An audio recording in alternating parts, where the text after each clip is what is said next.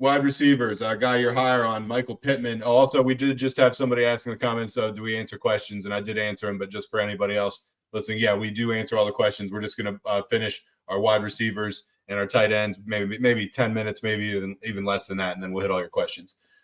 Michael Pittman at the Patriots. He is your wide receiver 10. The experts like him at 13. Why do you like him a little more?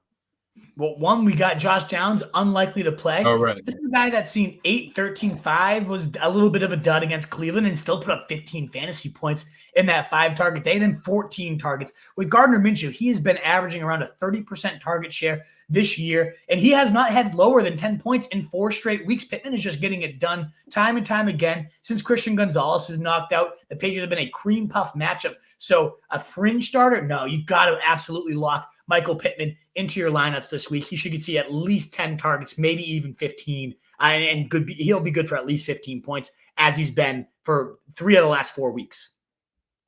All right. How about Nico Collins? Who, I mean, now we're kind of like, is Nico Collins going to play? You know, I'm not. Yeah. So you know what?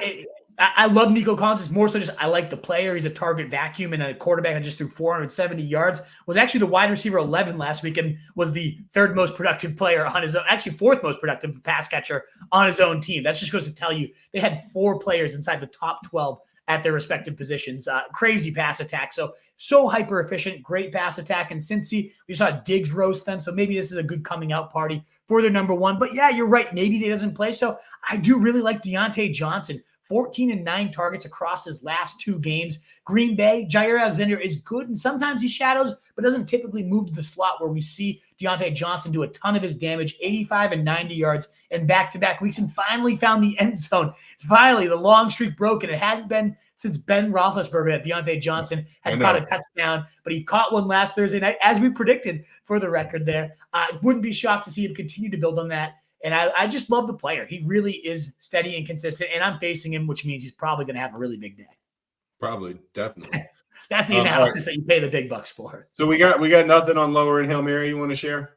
Oh, yeah, so absolutely. I forgot to put them on the thing. So Davante Adams I have below Diontae Johnson, below Nico Collins, below even Christian Kirk here. He's facing the Jets, -3 ECR at wide receiver 18 for Davante Adams. It's the hardest matchup for wide receivers. And across his last 5 games, Davante Adams, 7, 4, 9, 2, and 5 fantasy points, has at a high finish as the wide receiver 32 against Chicago. And these have been okay matchups. These are not spots that are overly damning here. So with Aiden O'Connell, he's okay for a rookie. I don't mind the kid, but he's not a great guy that I want to depend upon. And so Davante Adams, if you can bench him in such a tough spot, again, -3 ECR, I wouldn't hate benching him this week. If you have better options, please do. And then Chris Godwin against Tennessee is just a little bit lower for me, coming off a 2-catch, 16-yard day.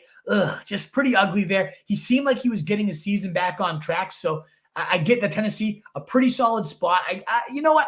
I'm not that much lower on Chris Godwin. 11, 10, 15, and then 3 points. I think that was more of the mirage. I think he does get back into double-digit points. It's just more so I have a bunch of receivers. I think Marquise Brown bounces back big with Kyler Murray. I can't bench Tank Dell right now. I like Amari Cooper, given that he's had great production there. So I'm a little bit lower just because I like a lot of receivers around him a little bit more than him, but I still don't hate him. So, yeah, I don't want to force a lower that I don't truly believe in at this point. So, yeah, we can move to the Hail Marys. And you said I didn't have anybody written down for Hail Marys? Well, you got Quentin Johnston to keep an eye on. You said going to get at Detroit, 28% rostered. So maybe that counts.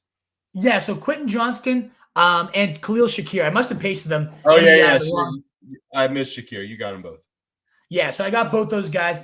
Johnson, yeah, sure. I get last week against the Jets, the hardest matchup for wide receivers. He didn't come through for you, just 1 catch. It was rough. The week before that, though, 5 catches, 50 yards, seemed to be getting his season on track. The season high, 16% target share, 69% of the snaps the week before. And he turned that into 95% of routes the first week with Josh Palmer on the IR.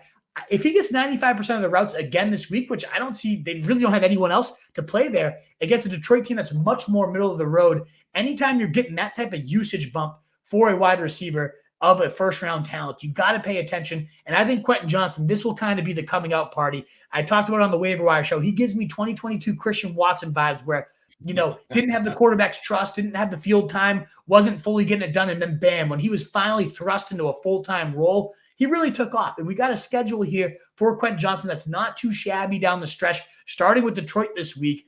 It's just one of those things that, if you're forced to take a Hail Mary, why not take a swing on a guy that really could just emerge as an every week starter for you, a number 2 potential weapon in one of the most explosive pass offenses in the NFL right now. So I think there's a lot of upside to him both this week and rest of the season. If you just want a nice safe floor though, Khalil Shakir, these past 2 weeks, week 8, 72% of the routes, 6 catches, 92 yards, nice 15.2 PPR points. Not bad at all. Now the next week he didn't quite produce such a high at such a high rate, but still had 4 catches, 57 yards, right at 10 PPR points. Been a top 25 wide receiver in PPR leagues in back-to-back weeks, and he saw a season high 75% of the routes last week. Did Khalil Shakir? So sure, I don't mind him. He's behind only Stephon Diggs in terms of target share for wide receivers.